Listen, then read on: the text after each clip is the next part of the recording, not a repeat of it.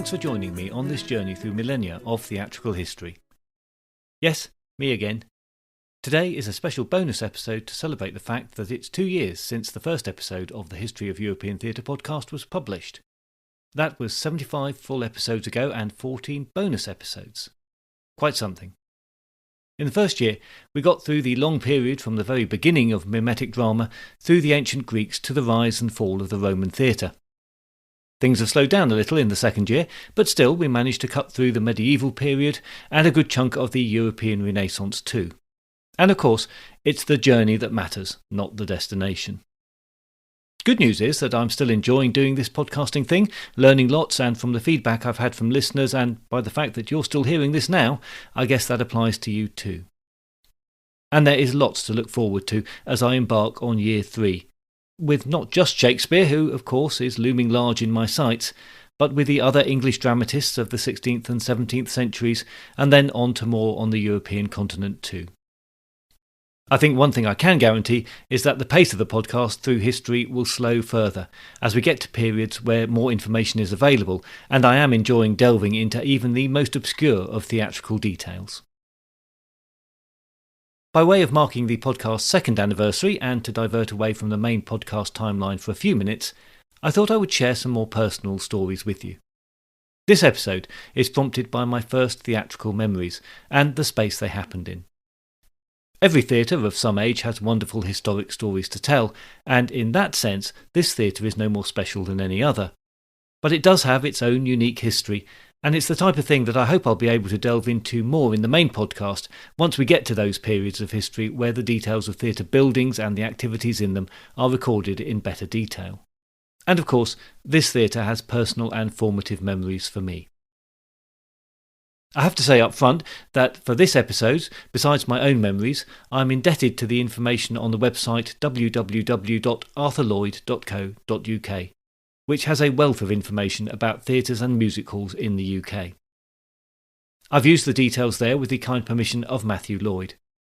This episode would have been impossible, or at least very short, without the information on the Arthur Lloyd website, and I'm really grateful to Martin for allowing me to make use of the details there.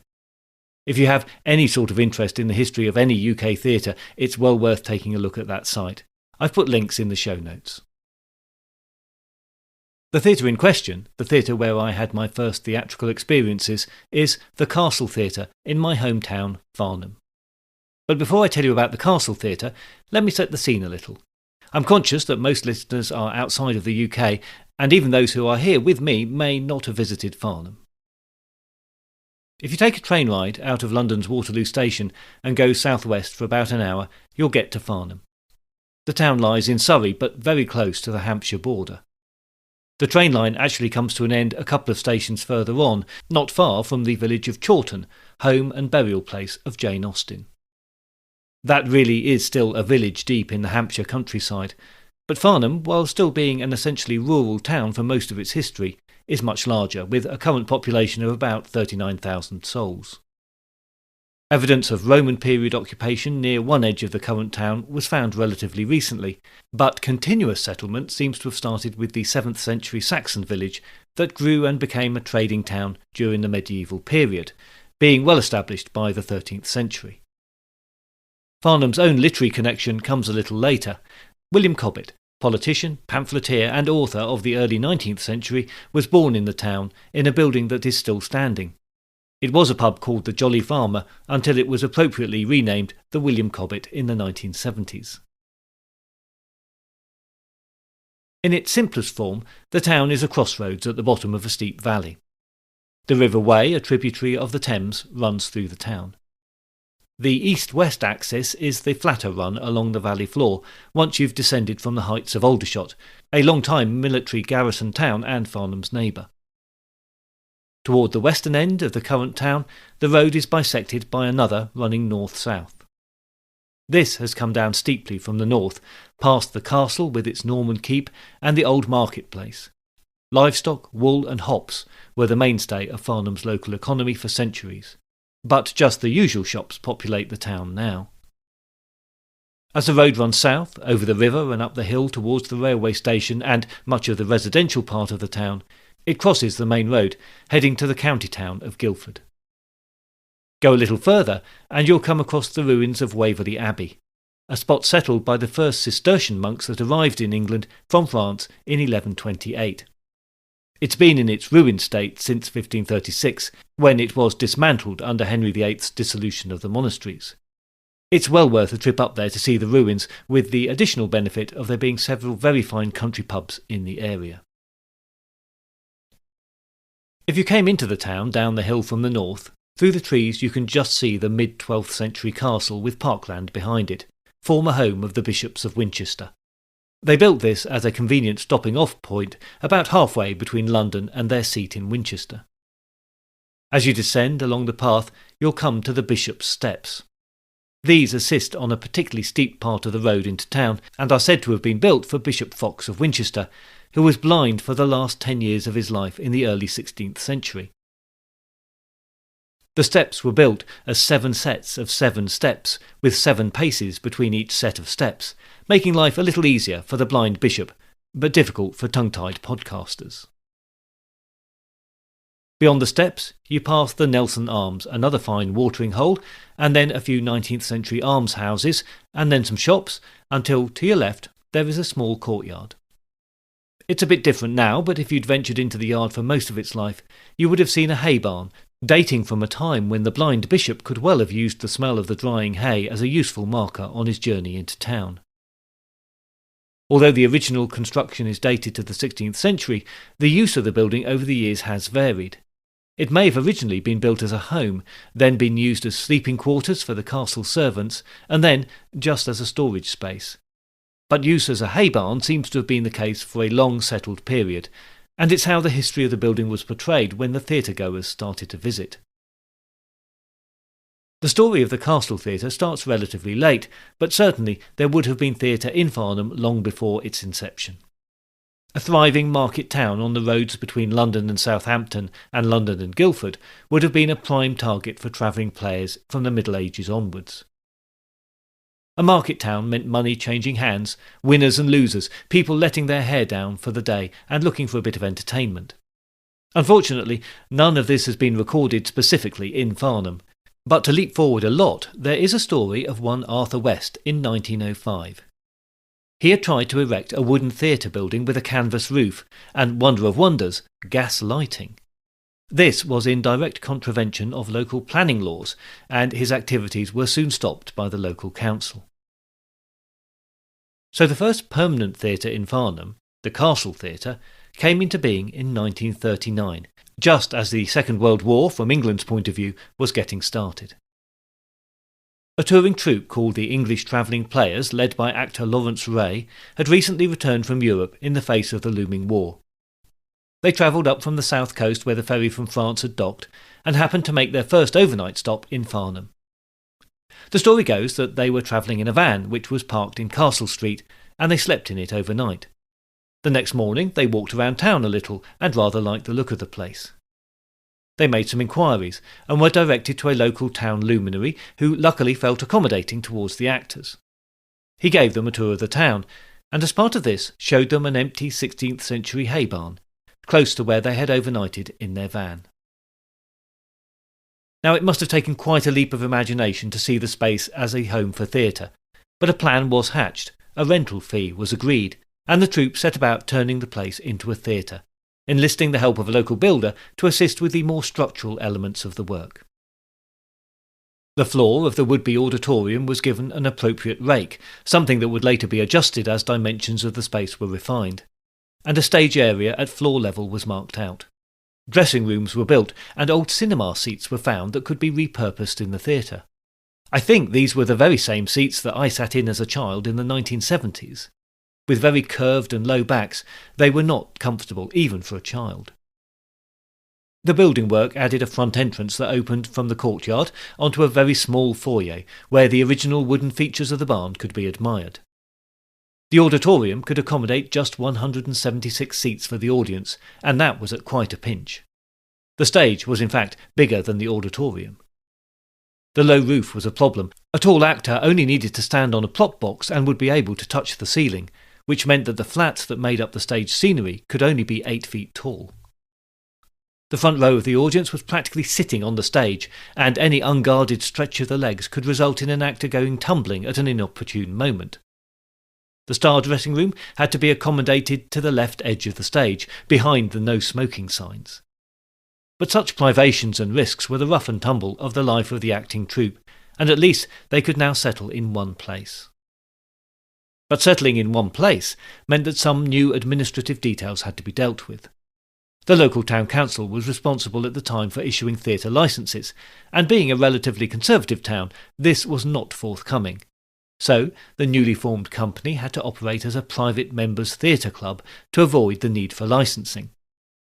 Under this arrangement, only members of the club could buy tickets to see a performance. Membership of the club cost 2 shillings and 6p per annum, and tickets for a seat cost 3 shillings and 6p, 2 shillings and 6p, or 1 shilling and 6p. When it opened on the 5th of December 1939, the Farnham Playhouse, as Lawrence Ray had called it, had 300 members. George Bernard Shaw, You Never Can Tell, was the opening production, commencing a 27-week season. Over and above the hard work of getting a new enterprise off the ground, that first season was a difficult one. On very wet days, leaks were always being hastily plugged, and in the opening winter the cold crept easily into the building. Then came the summer heat, which was a problem for the building not designed to accommodate so many people. Rudimentary ventilation was added during the summer, but still the theatre lacked many of the comforts we would take for granted today. One of the most significant and unavoidable problems was that wartime meant that there were few male actors available. For the start, and for a good portion of its life, the Castle Theatre was set up on a weekly repertory theatre basis, as was common in the UK at the time. So that usually meant 6 evening performances and 2 matinees a week, to entertain the 176 people squeezed into the auditorium. Rehearsal for the next week's play was in the daytime, so an actor could be playing one part, rehearsing another, and learning the lines for another, all at the same time. It's a system that survived for a long time, and many argue why England produced so many fine actors. They had all done the hours in many small repertory companies that peppered the land. The end of the summer brought an end to that first season, and the second, despite some optimism, was not to commence until October 1941. In the intervening months, the building was used as a dance club. When the theatre reopened, it was renamed the Castle Theatre, and the company as the Farnham Repertory Company. The weekly rep model continued despite the struggle to find actors and resources. At one point, the then director of the company had to defend himself against accusations of being a conscientious objector. He was in fact excused duty on medical grounds. On another occasion, a special gala performance of The Importance of Being Earnest was given for the benefit of providing mobile X-ray units for, and I quote, our gallant allies, the Russians. In the 1940s and the 1950s, the country was recovering financially and socially from the effects of the Second World War, and there were no public subsidies generally available for places like the Castle Theatre. In fact, there was an entertainment tax of 6p on every ticket sold. This had been in place since the First World War to provide funds for local councils to support the arts, but the company at the Castle Theatre was never in receipt of any such grants. By 1947, the club membership had fallen to just 1,000 members, and an emergency meeting was called. At that meeting, a not-for-profit administration company was formed to manage the theatre's affairs, and the whole enterprise was only saved by some generous one-off donations that helped to resolve the current deficit of just over £100. Now that sounds like a tiny sum today, but to put that into context, a profit of £20 or £30 for a week of performances was considered a good week. So this deficit represented maybe 4 or 6 weeks of profit. Typically, weekly takings were about £108, with the weekly expenses being budgeted at £125. Other income from the profits of the coffee bar and donations were hoped to make up the difference. The formation of this company not only brought some rigour to monitoring and controlling these shaky finances, but allowed for exemption from entertainment tax because of the not-for-profit status. It all helped, but was no panacea. The company was still troubled. In 1948, the current director fell out with the committee, and he and most of the company resigned en masse. A reconstituted company was formed in October 1948, and the theatre enjoyed a more stable period despite ever-present financial pressures, and a heavy reliance on fundraising and volunteers to keep the show on the road. A note from May 1952 gives an insight into the detail of theatre financing at the time. The then director of the company suggested that ideally there would be 12 actors divided equally between the sexes and 3 stage staff in the company. His frustration was that the company currently had 6 men and 5 women, including the stage staff. He lamented that for a regular sale of 7 extra seats nightly, he could achieve a company of the right size and balance.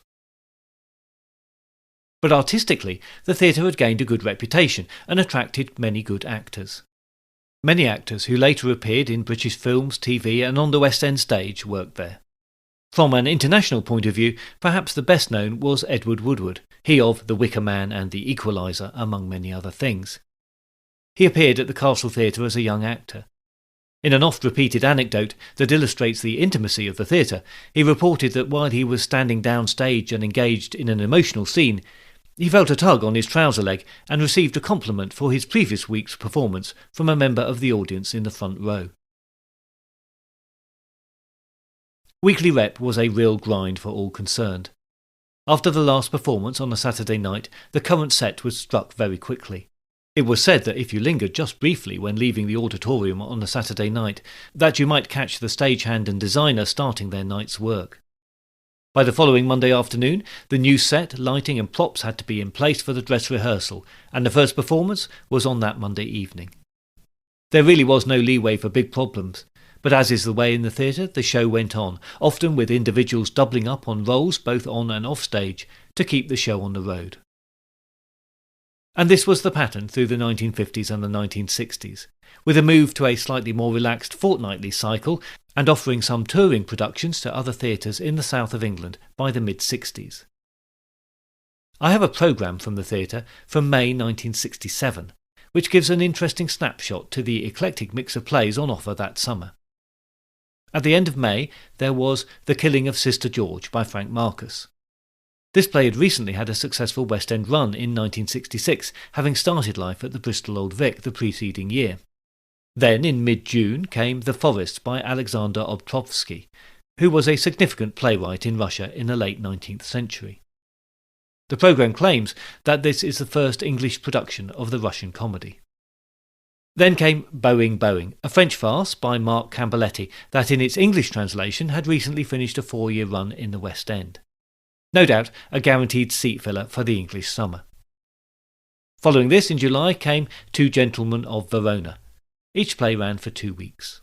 I have this programme because the play presented from the 15th of May for 2 weeks was Men Were Deceivers Ever by Pierre Carlet de Chamblain de Marivaux, in an English translation and arrangement by Vivian Rowe, my grandfather. Marivaux wrote comedies for Parisian audiences at the Comédie Française and the Commedia Italienne from the 1720s onwards, having previously published several novels. The play, in French Les Fausses Confidences, was originally presented at, of course, the Hôtel de Bourgogne on the 16th of March 1737, with King Louis XV present. The play takes up a common theme for plays at the time, how deception can be used in pursuit of love. I don't have a record of how successful the play was, but a couple of clippings from the local press suggest that it was well received. Recommended as an escape from the worries of the jet age, enthused the reviewer for the Surrey and Hants News. By the 1970s, with increasing audience expectations for both comfort in the theatre for actors and the audience and high production values, the inherent problems with the theatre buildings, that it was too small and could not be updated, became more and more obvious. This is the point where I have 3 fleeting memories of the Castle Theatre. I can remember a moment from which I assume was a Christmas pantomime, when a character from a play came running up the aisle with a large umbrella in his hand and brushed past me. All very exciting, I thought, as I could almost reach out and touch him. I can't place the date exactly for that experience, but I'm guessing it was Christmas 1973, because in 1974 the Castle Theatre closed. I have more memories for the last 2 productions. I'm not sure of the order, but one was Free as Air, a Julian Slade and Dorothy Reynolds musical and a lesser-known sibling of Salad Days, which still gets some revivals today. and the other was 1066 and All That, a comic telling of the sweep of English history based on a book by W.C. Seller and R.J. Yeatman, first published in 1930. The book billed itself as All the History You Can Remember, and takes 62 short chapters to cover English history from the Roman invasion through 1066 and All That to the end of the First World War.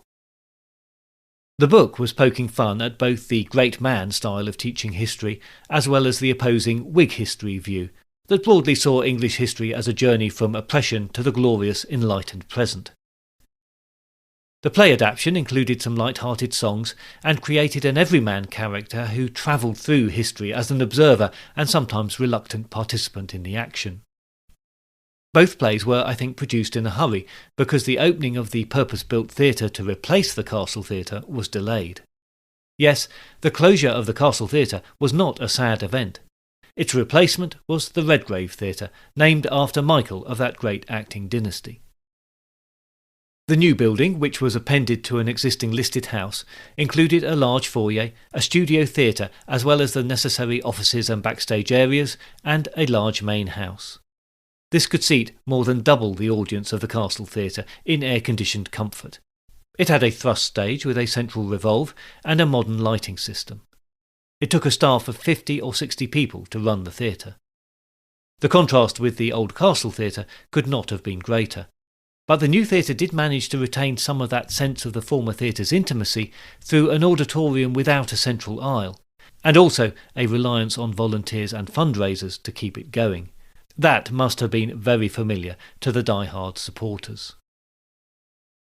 Sadly, the Redgrave had a relatively short life, just 24 years, and is now completely demolished, as that particular part of town undergoes a huge redevelopment.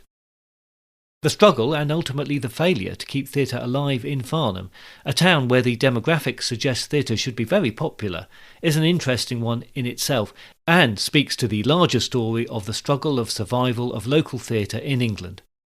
But that's for another day. There's one last story from the Castle Theatre that I should tell you. Every theatre has a ghost, and the Castle Theatre is no exception. But this one is from its pre-theatre times. The story goes that after many years at sea, a sailor returned to his hometown to marry his intended, only to discover that she had married another in his absence. Distraught, he hung himself in the hay barn that would one day become a theatre. As there was no terrible murder of an actor or actress, or suicide of a distraught author in the one-time barn, it is still just the lovelorn sailor who haunts the place, roaming the barn in search of a beam for his noose. As theatrical ghost stories go, it's not a very impressive one, and I'm sure that many a better ghost story was told on the stage of the Castle Theatre. My thanks again to Matthew Lloyd and to the Arthur Lloyd website. Do take a look there for lots of theatre information. Details are in the show notes.